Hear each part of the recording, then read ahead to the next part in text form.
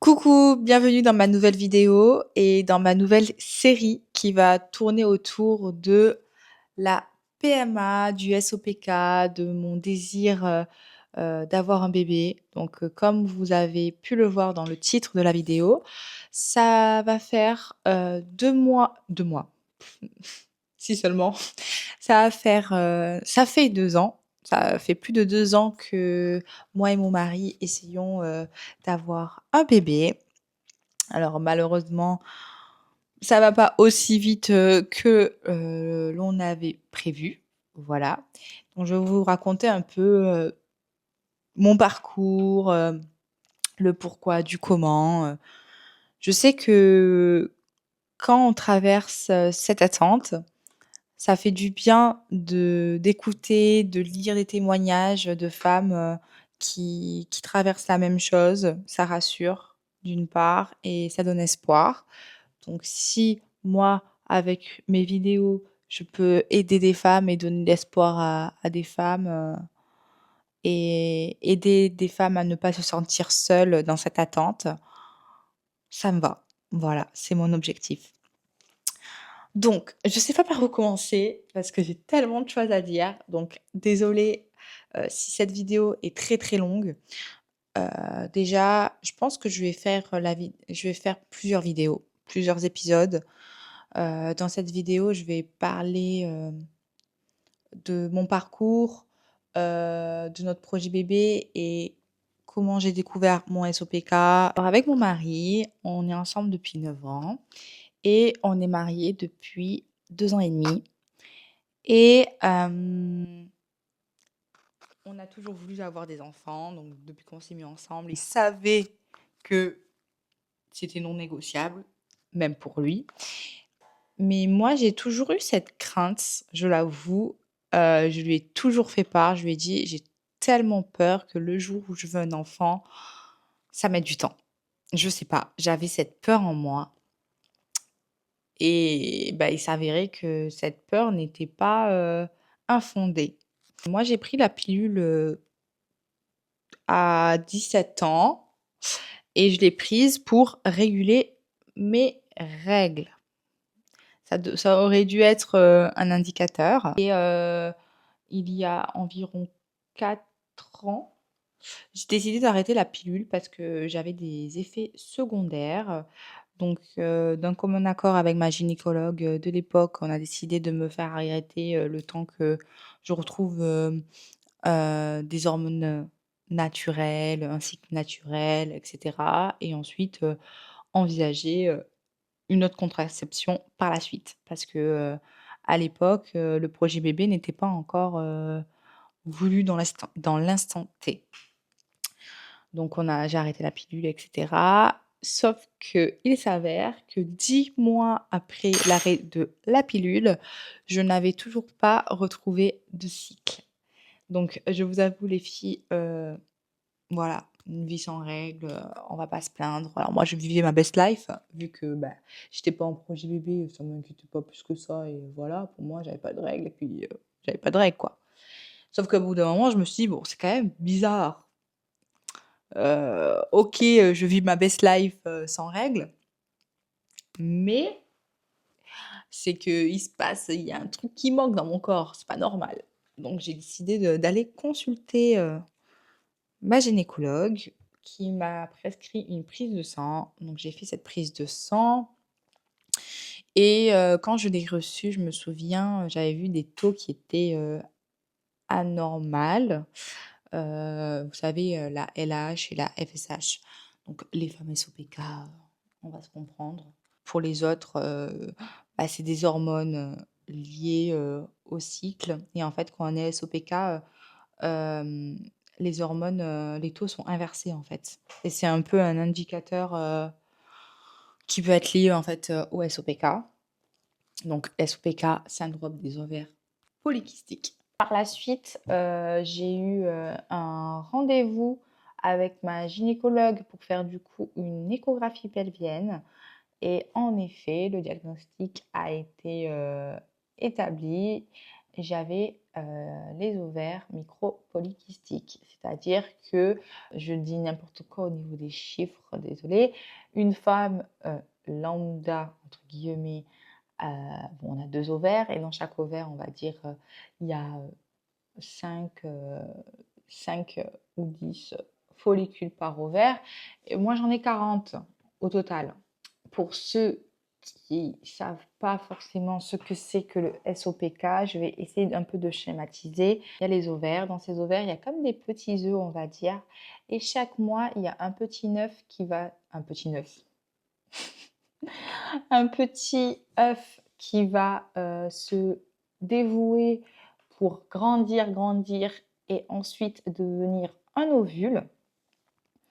S'il y a fécondation, du coup, il devient un embryon.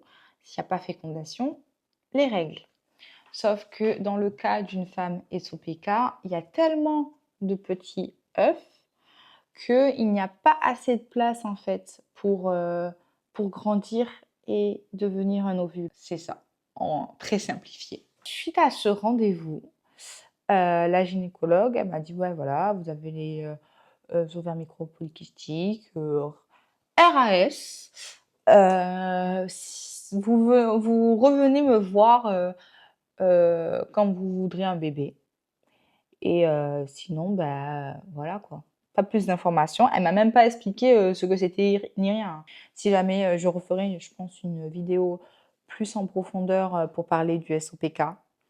Parce que sinon, ça risque de faire trop long. Je suis partie assez sereine. Je me suis dit, bon, voilà, elle n'a pas l'air d'être plus inquiète que ça. Donc voilà. J'ai fait ma petite vie sans mes règles, etc. Fun fact. Après, je crois, 9 mois sans règles ou un truc comme ça, j'ai eu mes règles le jour de mon mariage. Voilà. Comme quoi, les émotions, etc., ça peut déclencher les hormones. Mon mariage était en juillet 2023 et nous sommes partis du coup en lune de miel en octobre 2023 et du coup là-bas nous avons décidé de lancer le projet bébé. Faut dire que moi j'étais prête depuis un moment, j'attendais juste le feu vert de monsieur.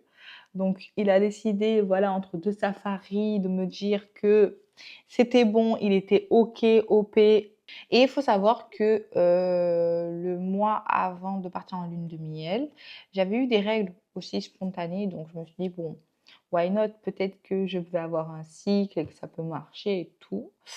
Mais pas du tout, pas du tout. Pas du tout. Même monsieur me disait, tu vas voir, je vais me faire avoir. Je t'ai dit, ok, tu vas être enceinte en 1 mois. J'ai l'impression que tous les mecs disent ça, mais pas du tout. On attend encore. On est rentré de lune de miel et tout et tout. Les mois se sont écoulés, les fêtes de fin d'année, etc. Et au bout de 6 mois, ça faisait 6 mois qu'on essayait, début d'année 2024, j'ai décidé d'aller consulter du coup ma gynécologue et pour lui dire bah, c'est bon. Et c'était une nouvelle gynécologue par contre. Lui dire ben voilà, on m'a diagnostiqué SOPK, on m'avait dit de venir consulter le jour où j'aimerais un bébé. Maintenant c'est bon, je veux un bébé. Ça fait 6 mois qu'on essaye. RAS, j'ai pas de cycle, j'ai rien. Qu'est-ce qu'on fait? Alors attendez, il faut juste que je recontextualise. De là, je sais plus si elle m'avait fait faire des examens ou pas. Je sais qu'au début, du coup, elle m'a expliqué, elle m'a dit, bah, vu que vous, votre problème, c'est l'ovulation, ce qu'on va vous faire, c'est qu'on va un peu stimuler vos cycles avec Clomid. Donc, c'est un traitement par médicament qui dure juste 5 jours, il me semble, à prendre à J3 du cycle, je crois. Et c'est censé du coup pousser le corps à ovuler naturellement. Donc moi, bien sûr, comme j'ai pas de cycle, c'est d'abord du faston pour me déclencher les règles et ensuite Clomid. Donc j'ai fait un premier traitement Clomid avec juste un comprimé par jour. Et ensuite, il me semble que c'était à J10 du cycle, il y a une échographie à faire pour voir si un follicule est agrandi. Moi, ça n'avait pas fonctionné, donc 0 follicule. Entre-temps, elle m'a prescrit des examens complémentaires à faire, niveau TSH, etc. et anticorps thyroïdiens. Et il s'avère qu'en fait, j'ai reçu les analyses de la prise de sang et elles n'étaient pas bonnes. Ma thyroïde, ma TSH et tout était bonne, mais mes anticorps étaient en furie. Donc, entre-temps, donc, on a fait une pause. On n'a pas enchaîné sur un deuxième cycle Clomid. Elle m'a dit, là, il faut aller voir un endocrinologue. Et on attend du coup le feu vert de l'endocrinologue pour voir si on peut continuer. Donc entre-temps, ça a mis une longue pause parce que du coup, j'ai dû aller voir l'endocrinologue, etc. Bref, tout d'un means. Donc il s'avère qu'à côté, ben, du coup, j'ai découvert que j'avais la thyroïdite d'Hashimoto. Ça, c'est encore une autre histoire. Après le feu vert de l'endocrinologue, je suis retournée la voir. Donc, on a refait un deuxième cycle Clomid, cette fois avec 2 comprimés par jour.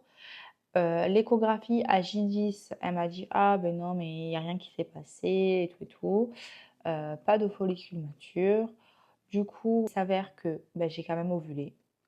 5 jours après, un truc comme ça, j'ai ovulé. Et ben, j'ai loupé le coche, donc voilà. Donc ça aboutit à rien.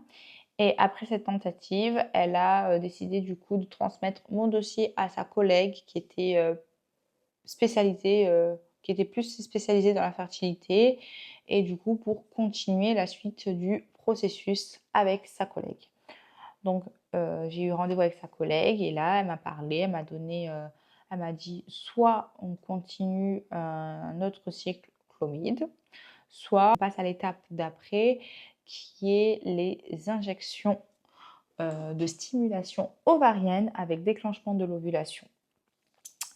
Et du coup, j'ai dit, ben, honnêtement, passons aux injections, en fait.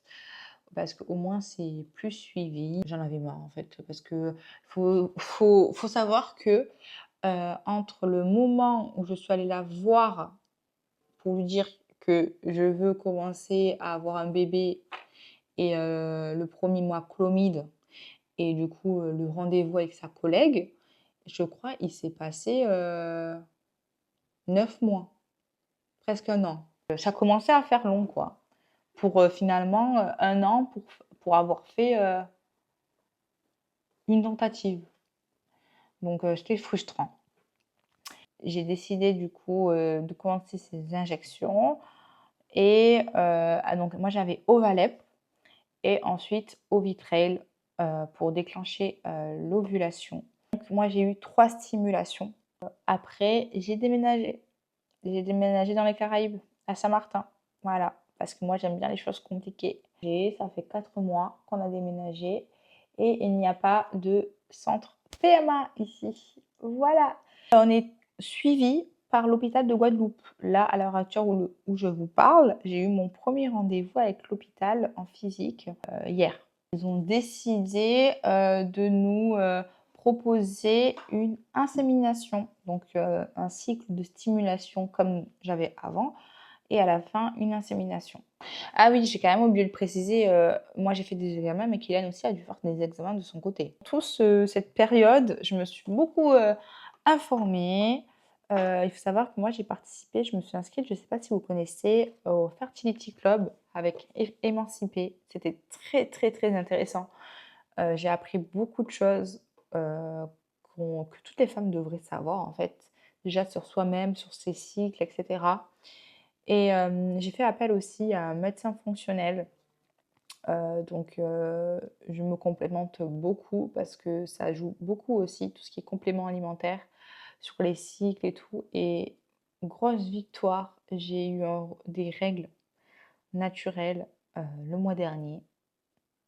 Ça faisait 2 ans que j'avais pas eu de règles naturelles. Donc comme quoi, les compléments alimentaires portent leurs fruits. Ça aussi, je pourrais vous en parler dans une prochaine vidéo. Mais voilà un peu, j'espère que ça ne va pas faire trop brouillon cette vidéo, que vous allez un peu comprendre mon parcours.